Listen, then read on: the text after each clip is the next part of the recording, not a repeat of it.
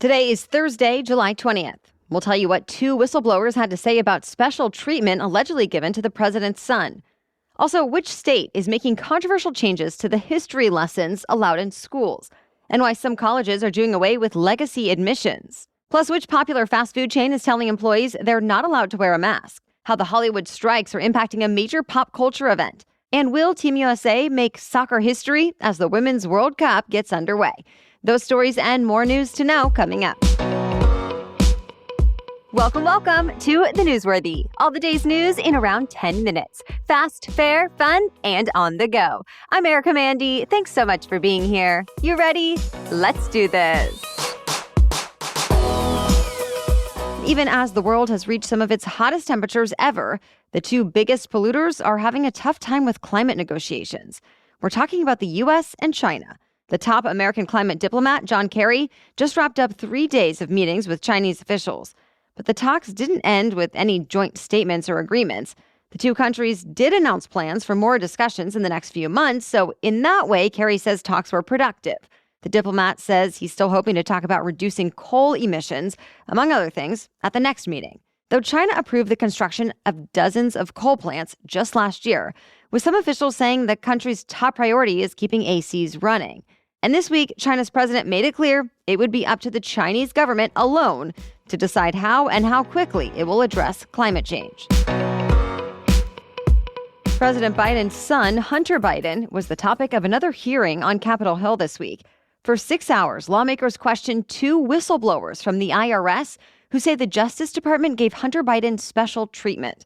They were actually the two IRS agents assigned to the Hunter Biden case, which looked into his failure to pay taxes. One special agent testified to say prosecutors put unnecessary roadblocks in place, that investigators had to avoid certain topics, and that warrants were delayed. Though the prosecutor in charge of the investigation was appointed by former President Trump and was kept on during the Biden administration so he could continue the investigation.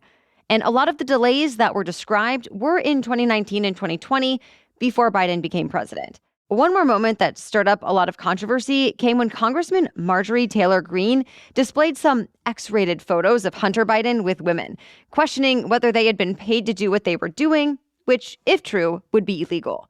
Hunter Biden's lawyers did not comment on this specific hearing, but in the past, they've called the IRS whistleblowers disgruntled agents with a, quote, axe to grind, and the White House called the whole hearing a partisan stunt. Remember, Hunter Biden pleaded guilty to 2 misdemeanor tax charges as part of a plea deal with the Justice Department that could help him avoid prosecution on a separate gun offense. A judge is set to decide whether to allow that deal during a hearing next week. If that judge signs off, it will likely mean no prison time for Hunter Biden. In the meantime, Republicans in Congress are promising to keep investigating, while some Democrats question why, since Hunter Biden was never working at the White House. Stay tuned. Some colleges have decided to change up their admissions policies to stop favoring children of alumni. This comes in the wake of last month's Supreme Court decision that ended affirmative action. Most recently, Wesleyan University in Connecticut and the University of Minnesota ended legacy admissions. Amherst College and Johns Hopkins University had done so already. And MIT actually ended legacy admissions at least a decade ago. The schools say it's all part of an effort to make sure students are accepted on their own merits.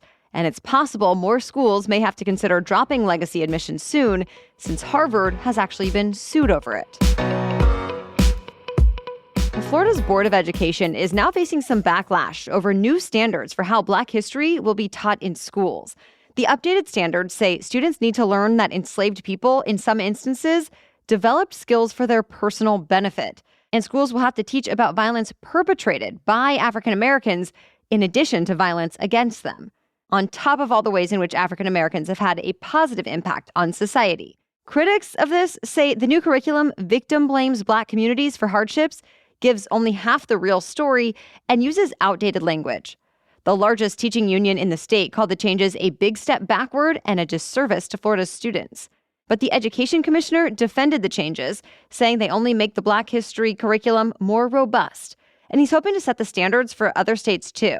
The Florida Board of Education was actually required by law to revisit Black history because of the Stop Woke Act that Florida's governor, Ron DeSantis, signed last year.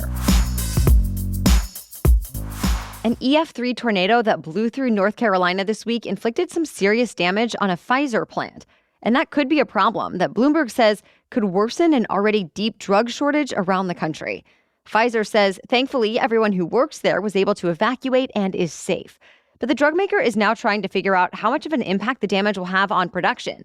The plant is responsible for making a quarter of all sterile injectables used at American hospitals. And at least 129 sterile injectable drugs are already in short supply in the U.S., including mainstay cancer drugs. So the FDA says it's also monitoring the situation, while local authorities say they're collecting huge amounts of medicine that was tossed about by the storm. Several homes, businesses, and roads were also damaged in the area. Meanwhile, more severe weather continued to strike other parts of the U.S. Floods overwhelmed communities in Kentucky following a storm system that's expected to move over New England today, where people are still recovering from the last flooding event. And scorching heat is still smothering the Southwest, Mid-South, and parts of Florida. And then there's Hawaii. Tropical storm Calvin brought heavy rain and strong winds to the Big Island yesterday. There was some minor flooding, but no major damage. And now as the storm system moves west, it's weakening. More rain could fall over the Big Island and Maui, especially today, and tourists are being told not to go hiking as the heavy rain could have impacted trails or made mudslides more likely. That said, it looks like the worst-case scenario has been avoided.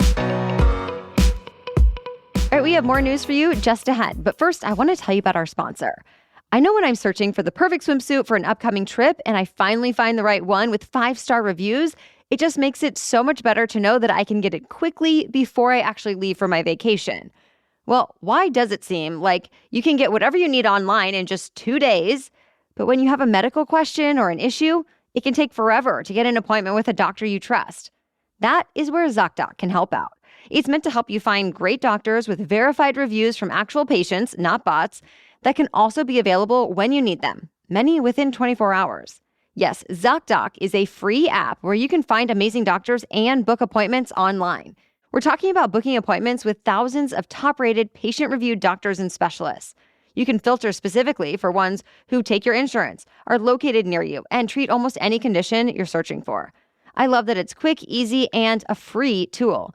Go to ZocDoc.com/newsworthy and download the ZocDoc app for free. Then find and book a top-rated doctor today. That's ZocDoc.com/newsworthy. ZocDoc.com/newsworthy. Insuring a home in Florida seems to keep getting more difficult. AAA is the latest insurance company that's ending some homeowner insurance policies in the state, which is pretty surprising since AAA is actually based in Florida. The company says it's only deciding not to renew a, quote, very small percentage of higher exposure homeowners policies. But it's still notable since it comes after Farmers Insurance announced it's pulling some Florida policies too. Bankers Insurance and Lexington Insurance have also backed out. And 7 local insurance companies have become insolvent since last year. So how did we get here?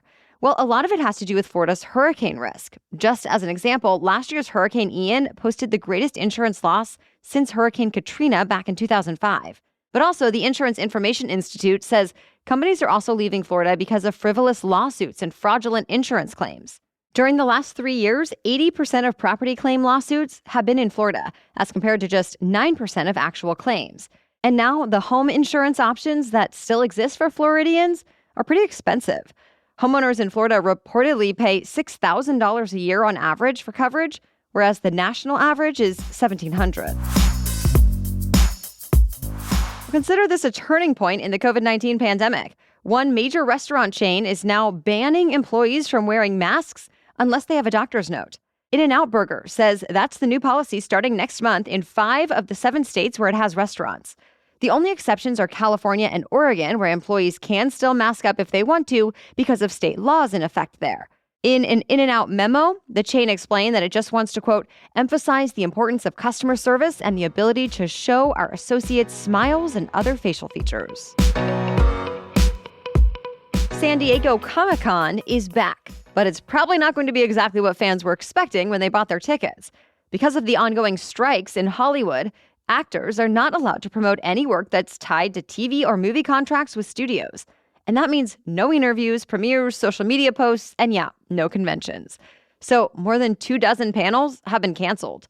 Also, both Marvel and DC have bowed out of presentations this year, making it the first time since 2011 that neither franchise studio will have hosted a panel. But the show will go on. It will still include the comic creators, merchandise, art, and plenty of cosplay. San Diego ComicCon runs through Sunday. Today kicks off the 2023 Women's World Cup. And this one is going to be the largest ever, with 32 teams playing 64 games over the next month. Competition is especially fierce, too. Team USA is going for an unprecedented third straight World Cup win. But it's up against Germany, a two-time world champion, Canada, the Olympic champion, England, the reigning European champion, and dozens more. The crowds are expected to pack stadiums and break attendance records. Australia and New Zealand are hosting this year's tournament, making it the first Women's World Cup in the Southern Hemisphere. If you want to watch from home, just keep the time difference in mind. Some of these games will be happening in the middle of the night for Americans. Still, you can watch or record the matches on Fox, FS1, or Telemundo. That's it for the main news today, so now it's time for Thing to Know Thursday. But first, a break to thank our sponsor, Miracle Made. Apparently, traditional bed sheets can harbor more bacteria than a toilet seat. And that can't be good and could lead to issues with acne, allergies, and more. Well, Miracle Made offers a whole line of self-cleaning, eco-friendly bedding, such as sheets, pillowcases, and comforters that prevent 99% of bacteria and require 3 times less laundry. Yes, these sheets are infused with silver that prevents up to 99.7% of bacterial growth. Plus, they are super soft. We have them on our bed right now, and my husband and I are very happy about it. They are so comfortable. So go to trymiracle.com/newsworthy to try Miracle Made sheets today. And whether you are buying them for yourself or a gift for a loved one, if you order now, you can save over 40%. And if you use our promo Newsworthy at checkout, you'll get 3 free towels and save an extra 20%. Miracle is so confident in their product, it's backed with a 30-day money-back guarantee. So if you aren't 100% satisfied, you'll get a full refund. Upgrade your sleep with Miracle Made. Go to trymiracle.com/newsworthy and use the code newsworthy to claim your free 3-piece towel set and save over 40% off. Again, that's trymiracle.com/newsworthy to treat yourself. Thank you, Miracle Made, for sponsoring this episode. Now back to Thing to Know Thursday. Well, with the summer sun and heat bearing down on millions of Americans, we figure it's a good time to talk about sunscreen. The MD Anderson Cancer Center recommends making it a daily habit, putting on broad-spectrum sunscreen with SPF 30 or higher every morning. Experts also suggest finding a sunscreen that protects you from both UVA and UVB rays, saying UVB can cause sunburns and other skin damage, while UVA can cause skin cancer. And they say finding something broad-spectrum is more important than the SPF value. Apparently, an SPF 30 can take care of about 97% of the sun's burning rays, while SPF 50 takes care of 98% and SPF 100 is more like 99%. So there's a little difference, but not much. And experts say you have to apply just as much of it and put it on just as often. MD Anderson recommends going with the cream stuff, applying a golf ball-sized amount to every exposed area of skin every 2 hours. All right, thank you so much for listening and joining us today. We'll catch you up on more news to know tomorrow. Until then, have a great day.